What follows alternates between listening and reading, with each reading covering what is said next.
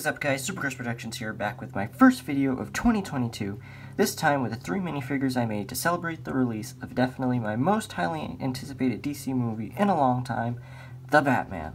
Now, I did see the movie last night, and it was pretty good. Robert Pattinson does play a really good Batman, and Riddler was a lot different than what most people are used to. It was also a little bit darker than most other Batman films in both the tone and setting, but with all the riddles and clues, it does keep you on edge trying to anticipate what will happen next. But that's all I'll say in my quick little spoiler-free review, and I would also ask that you guys don't post any spoilers in the comment section, as I will be going through that and deleting them. But without further ado, let's go ahead and get into the showcase video. Alright guys, and starting off with the first figure, we have the Batman, and as always, give you guys a quick little full 360 of the entirety of the figure. Now, this figure was entirely sculpted by me, everything including the cowl, the arms, the torso armor, the belt, even the knee pads there. Everything was all sculpted by me, and I guess I'll remove the head, get the cape out of the way, so you guys can get a better look at the figure. The cape is just one of Lego's soft capes. It's just the standard cape I used for the figure. And you can put the head back on. Now you guys could probably get a better look at everything, all the details.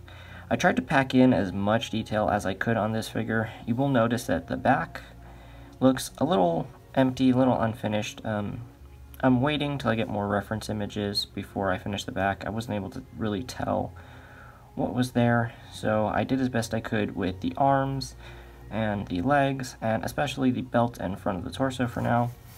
And of course the cowl was the easiest thing to get right. Now, as you probably noticed, the cowl does separate. There's a little line there. I made the cowl in 2 separate pieces, so you can pull off the cowl, and the head is the new Robert Pattinson head from the motorcycle pursuit with Catwoman. And I do have the hairpiece here. I don't know if this is exactly the right hairpiece for Robert Pattinson, but I just figured I'd use it since it came with the set. And all in all, it looks okay. It's not too bad. And then I did paint around the eyes. I tried to fill them in, so when he puts on the mask, you would see the makeup filter on his eyes like he had in the movie. And then, of course, like I said, the bottom of the head, the mask has this little piece here that goes around the neck. Now, this is actually removable in case I want to take the head off and use it for something else. I doubt I will since the eyes are painted, but I just figured I could interchange the head easier or take it off if I wanted to if this wasn't attached. And I'll put this back together. You guys can get another look at it if I'll go in. There we go. And you can see all, I'll put it on the figure. But you can see all the detail. I tried to carve in, make it as accurate as possible. The ears might be a little bit too short, but I think they're alright. The hardest part was probably the brow on the figure. That did give me a lot of trouble getting the angles right, but all in all, I think the entire cowl came out looking pretty good. And as for the rest of the figure, like I said, the torso was all sculpted. I sculpted all the armor. I tried to make the chest plate as angled out as I possibly could. I did carve a lot of detail into the bat symbol on his chest. It's just a little hard to see with all of the gloss paint that I used to make it shiny and stand out. And then, of course, he's got the belt. I sculpted all these little pouches. Each one was sculpted individually, and then he has this little triangle piece here on the bottom of the belt. And that triangle piece actually is not stationary. I wanted to be able to still move the figure's legs. So that piece, if I can get it to move, that piece can actually bend up so the figure can still sit. And the sculpted straps on this side also are able to bend up into the leg. So in case I get a Batmobile or something and I want to sit the figure down, he can sit without ruining any of the paint and any of the sculpted detail that I added on. I'll just stand him back up now. And for the arms, I sculpted all the detail there, like I said. His gauntlets here, I tried to add in as much as I possibly could. You can even see like the little straps that keep the gauntlet together. He's got the little padded piece on the inside of the arm. There's also straps on the underside of the gauntlet, the camera will focus, and it repeats on the same on both sides. And then I also added like these little fin pieces, which I'm not too sure if they actually are like the normal Batman sword catchers or not. They did seem a little flimsy, but I added them on there anyway, and they do hold in place.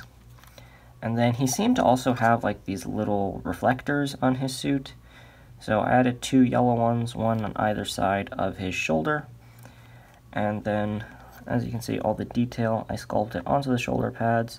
Tried to add all those little grooves and everything he has on there, making it as accurate as possible. And as always, same on both sides. And of course, as I pointed out with the legs, you can see I sculpted the little strap that goes around to, he has like this holster on the side of his leg. I'll move his arm up. And I'm not exactly sure what he keeps in the holster, but I noticed that was there, and so I decided I would add it on. And then the straps on the back are painted. I didn't sculpt them around, like I said, in case I want to sit the figure. The figure can't really sit down with a sculpted piece on the back of the leg, like that. He won't sit flat, there's a sculpted piece. So I left it off, and the cape does cover it anyway, so it's not too big of a deal. And then I did try to add as much detail as possible to like the little padding and stuff he has in the legs, and like I said, the sculpted knee pads. And the boot paint does wrap around to all 4 sides of the legs. But yeah, I think that's pretty much it for the figure. I'll try and get the cape back on really quickly, if I can find it. Here it is. But yeah, this figure did come out really nice. I'm actually really happy with it. I may revisit it later if I find any other details I want to add, and also to add something onto the back. And really quickly, give you guys a quick little comparison to the official Lego figure, so you guys can see how mine looks next to it. And then this official figure, I guess, does have a back, but most of the figure didn't seem too accurate, so I didn't want to exactly copy Lego. But yeah, that's it for Batman, and now we can move on to the next figure. Alright guys, and next up we have Catwoman as she was seen in the movie, portrayed by Zoe Kravitz. I'll give you guys a quick full 360 of the figure. This one was definitely a lot simpler than the Batman figure, and here's how they look side by side. Granted, all the figures in the showcase were simpler, including the Riddler, but so starting off from the top, her mask, her balaclava mask, or beanie, or whatever it is that she has, I sculpted that. That's all sculpted by me, and it is removable, as you guys can see, and the head underneath is the actual Zoe Kravitz Catwoman head from the same Motorcycle Pursuit set, and you can use the hair if you want to, or even the motorcycle helmet, but for the most part I prefer to keep my own sculpted mask on there, as I think it looks a lot better. The mask was sculpted onto like this old spaceman helmet, and I filled it in with Procreate after sanding it down, and I tried to carve all the detail you see there. She has like these stitch lines that come around the front, the top, and go around the back. And then I also added like the cat ears. I did cut open the eye hole and the piece that goes over her nose, and I tried to carve in all the sewing lines that go around the mask.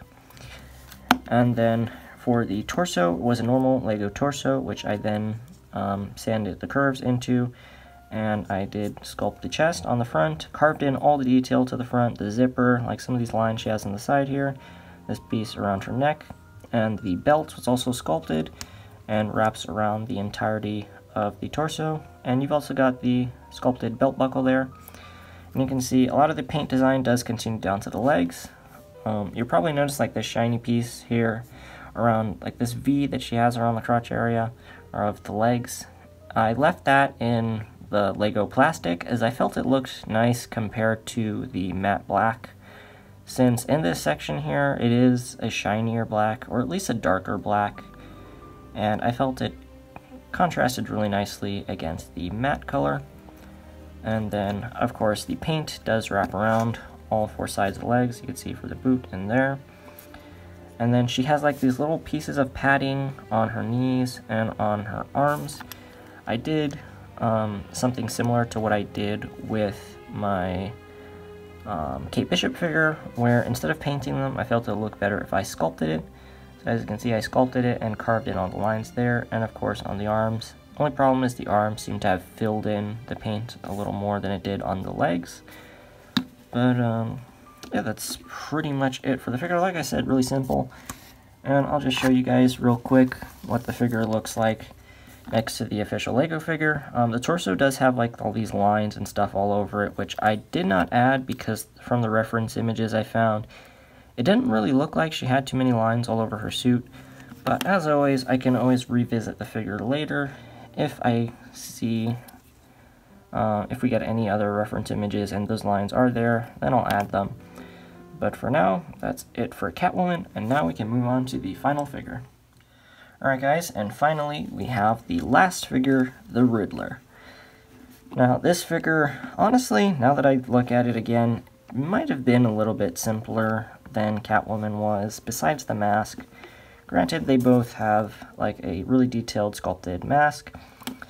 This figure didn't really take that much work to make. I just used a normal Lego head for the eyes, because that's all I really needed. And I sculpted like this cold weather military mask that he wears in the movie. I also I had originally tried to use plastic around the head and the hair, and I was going to then wrap the sculpt around it, but the plastic that I was using wasn't really sticking. I basically cut open a plastic baggie, and I was going to wrap that around the head, but for some reason the glue didn't work, so I ended up not doing that, and I sculpted the mask by itself, and afterwards, after looking at it, I decided to fill it in with like a matte sealer, give it a couple layers of that. I feel like that sort of gives it like a plastic look. It's not too bad. I mean, it does look okay with the mask. And then, of course, like I said, all the details of the mask were sculpted. It's got the nose, like this little mouthpiece. He has like these little thread lines on the top.